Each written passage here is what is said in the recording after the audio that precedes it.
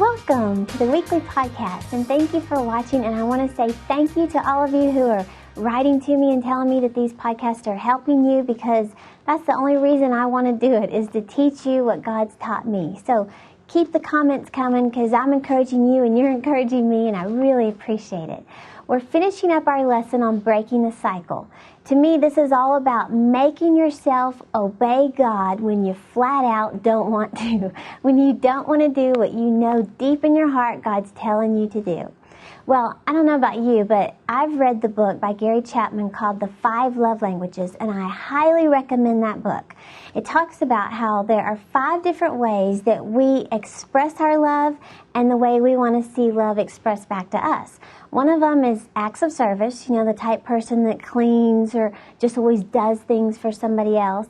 Then there's physical touch. That's like the type of person who likes to hold hands or always be holding or touching you, or just always showing love that way. Then there's words of affirmation. That's kind of like needing to be encouraged a lot, telling someone you're proud of them, or just making for sure that you verbalize how you feel about someone. Then there's gifts. My dad, his love language is gifts. He loves to show his love by giving you a surprise, or no occasion, not like for your birthday or Christmas, but just giving you a gift.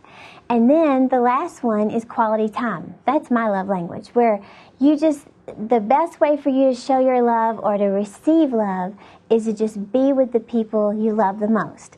Well, if you haven't bought that book, I highly recommend it, because it will help you to not get offended if, say your love language is time, but someone's always buying you gifts. When you understand that that's their love language, you don't get offended. You just realize that's the way they show love, and I show love differently. Well, just a few weeks ago, my nephew was over at my house, and I'm helping him with his science project, and, we're in the study, and we've got this big, giant display board, and we're building all this stuff. I'm really not a science nerd, but I was doing my best to be really creative with him. And my mom is the one who brought him over. So we're in the study, and we're working on this board. Well, I can hear my mom in the other room, and she's cleaning, and I can hear things banging against each other, cabinet doors opening, then I hear the vacuum cleaner running, and I can hear her going, "Oh my heavens, oh my heavens." And I'm going, great, what is she doing? I know my house isn't perfect. I wish she would just relax. Well, then all of a sudden, Mom pops in the door, and she goes, "This is my love language." And I'm going, great. Her love language is acts of service, so she's just tearing my house apart, cleaning it, looking at all the places I've missed. But that really does help you when you discover that that's someone else's love language. Don't get offended. But what I've discovered in all this is, even though we have those 5 love languages, the love language of God is obedience. Now that may hurt a little bit, but John 14:15 says, "If you really love me, you will obey me." And years ago, I was going through such a hard time where I was going, "Lord, I am doing everything I know to do. I spend more time with you now than I ever have before. I read your word more. I listen to the word more than I ever have. I was even taking communion every morning. I would fast like 2 meals a week. I was doing everything I knew to do to get free from all this junk in my life, but I was still miserable. And I was going, "Lord, what else can I do to show you I love you, to get free from this junk?" And that's when I clearly heard, "If you love me, you will obey me." In other words, there was an area in my life where I still wasn't fully obeying God. I've shared with you before that partial obedience is still disobedience.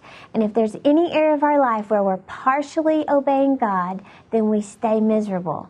In other words, your obedience is a reflection of your love for God.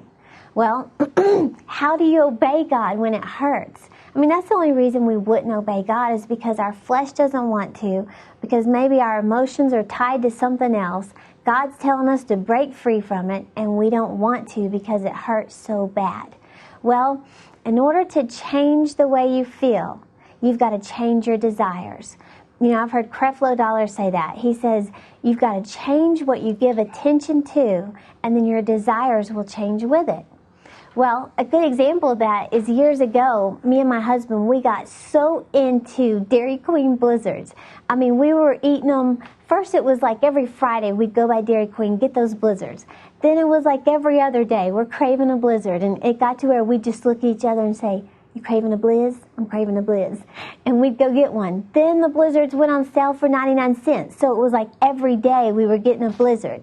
Well, finally, the blizzards started showing up on my thighs, so I had to get rid of the blizzards.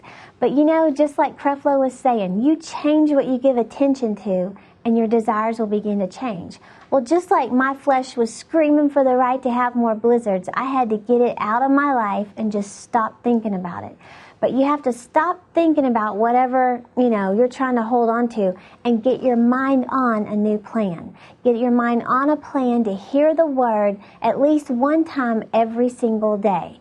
I always say the best time to start hearing the word is when you're getting ready, because you have to get ready anyway, so why not just hear the word so that faith is being deposited into your spirit.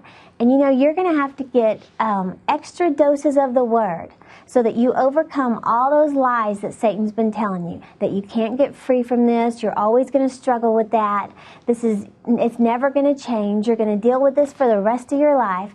You got to hear the word more than ever before so that it overrides all those lies.